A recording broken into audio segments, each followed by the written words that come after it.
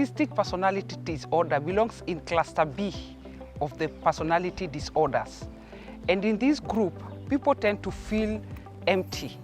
They're very sensitive to criticism, and they are usually very needy and clingy. Now, where does narcissistic personality disorder get its name?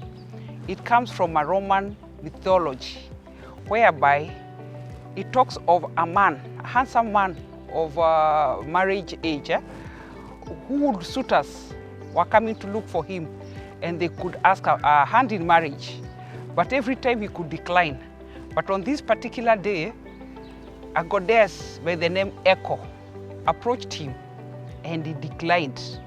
And the gods cursed him that he's going to fall in love with his own image. So when he went to a pool of water, he looked down and he saw his own image. He fell in love with his own image, and since the image could not love him back, he died out of a broken heart. So you're going to see a lot of features of this story in this disorder. Now, in these modern days, the narcissistic personality disorder, we use APA, that is American Psychiatric Association, the agonistic manual, and it says for somebody to be diagnosed with this disorder must have at least 5 criteria of the following maladaptive behaviors. 1, they have a lot of grandiosity. This is where people think of themselves being bigger than life, from the word grandiose. Then they always feel that they are special. They think other people are beneath them, so they are the best that the world can offer. Then they tend to have a lot of fantasies about themselves, about them having good things, good life, everything beautiful. They also tend to have this sense of admiration. Everybody needs to admire them. They have a sense of entitlement. Anything being offered, they have to be given. Not because they have done anything, it is because they are them. Then they also feel like everybody is envious of their achievements, when in real sense, it is them who tend to envy other people who are doing well. They tend to be generally arrogant. They also tend to be very exploitative. They tend to manipulate other people. So when I talk about these characteristics, they are common to many people, but they overuse these characteristics to the detriment of many relationships. Another thing is that they tend to use quite a number of techniques so that they are able to deal with their ego. 1, they love something called love bombing. Love bombing is when these people, when they target you, they groom you, and they know you fit their criteria. They love you too fast, too soon, too intense. You cannot run away from it. And people tend to get very addicted to this kind of love. And we can say it is pathological love, very addictive. Then they use something called triangulation. When they want something from you, they loop in other people to come and help them, either argue out their case or side with them. And today you're going to hear about a group of people called flying monkeys. This is a term, I'm sorry to say, this is a term used to describe people who are enablers in a narcissistic relationship. Or they are also called supplies, in that they help the narcissists achieve their goals. So if they want to do something wrong, they go and talk to somebody, and that person buys into the idea and helps them. So another thing is they do guilt tripping. If you refuse to their requests or demands, they make you feel guilty until you do what they want. There is also something called hoovering.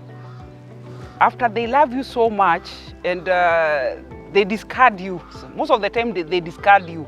They discard you knowingly. They don't have much use of you, but they don't still let you go. They tether you like a goat.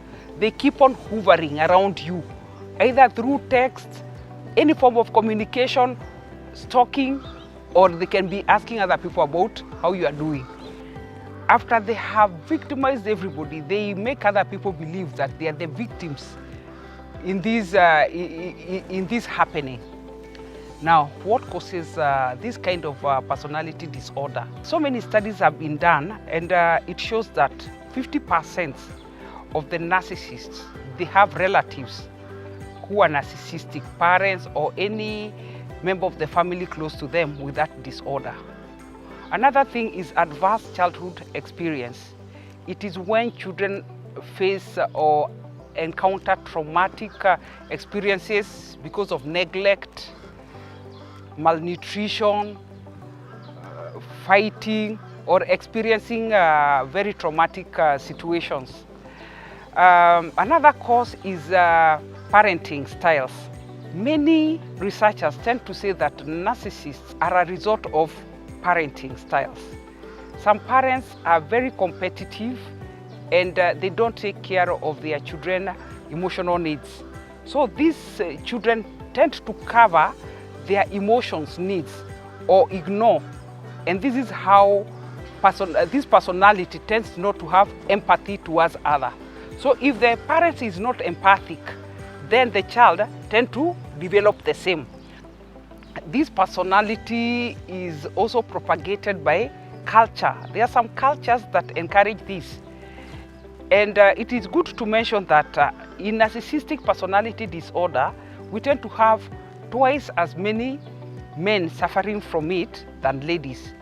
And it is attributed to culture, in that most culture, they encourage men to show that kind of demeanor.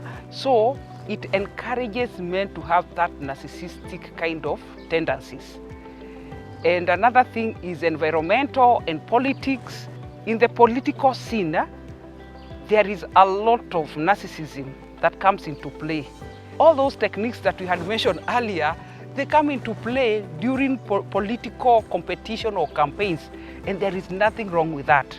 So most people have tended to adapt to that kind of life, thinking that it's normal. And of late, we also have this issue of social media. In social media, people always feel entitled and they want to be loved, they want to be liked. So to get this, they do very outrageous things. And you know behavior, when you do things so consistently over a period of time, they become part of you and they become part of the personality. Most people ask, how do you protect yourself from narcissism, or how do you stop it? One, you need to be self-aware. Self-aware, you have to know your traits. If you have them, the best thing is to seek for treatment. But we also have the victims of the narcissist.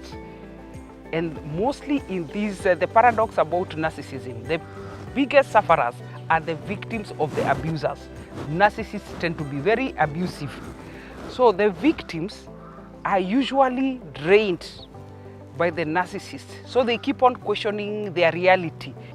Another thing is that some people, when they realize that the abuser is narcissistic, they usually want to call out on them. It is good you have some precaution. Narcissists are not provoked unnecessarily because they'll still come after you. So the best thing to do is that protect yourself. And also it is important to go for professional assistance. And these are people who are trained and they are able to take you through to empower you so that you can get out of this relationship in a very healthy manner. Thank you for watching.